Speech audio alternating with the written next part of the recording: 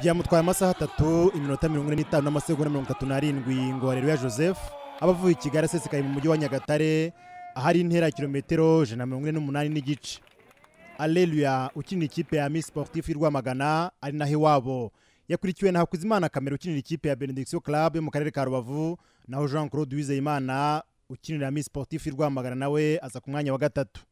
Haleluya Joseph akimara gutsinda yatangaje ko isiganwa rya Rwanda Cycling Cup rizakinwa mu byiciro 10 azaryegukana kuko niry'ubushize ngo ryamuciye mu myanya y'intoki. Bibaye bigenze neza nyine na Rwanda Cycling nayitwara ko n'ubushize nayigomba kwitwara kuko habayeho ko nsiri imikino 2 nagiye Cameroon bakina imikino 2 nari uwa mbere nyine bakina imikino 2 ndi Cameroon nsanga baransize ku manota biba ngombwa ko nsubira inyuma birangira mbaye wa gatatu. N'ubu ngo bigenze neza singira andi makompetition njya gukinamo hanze ngo myangakina competition mu gihugu Rwanda Cycling Cup nayitwara. Iri siganwa ngaruka mwaka ryatangiye umwaka ushize ryitabiriwe n'abakinnyi b'abanyarwanda bakuru 46 bakinira amakipe yo mu Rwanda. Hakaba kandi harimo icyiciro cy'abahungu 9 batarengeje imyaka 17 bahagurukiye mu mujyi wa Rwamagana. Mazimanizabayo Eric w'imyaka 16 ukinira Benediction Club y'Urubavu atanga abagenzi be kugera Nyagatare.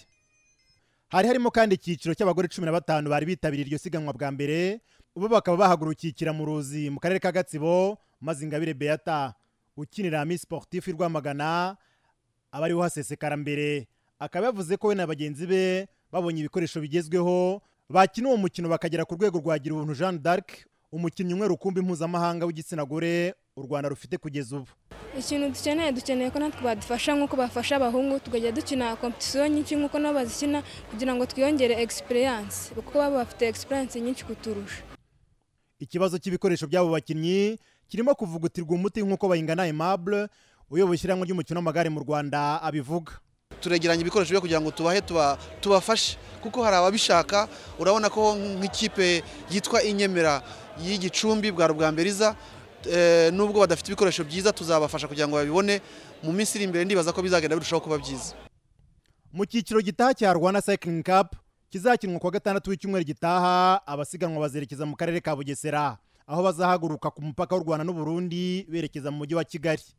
Ibyiciro 10 by'iri siganwa bizarangira mu kwezi kwa 10 bamaze kuzenguruka ibice bitandukanye by'u Rwanda.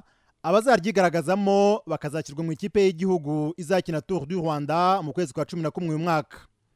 Theoneste Nisingizwe, Televiziyo Rwanda, i Nyagatare.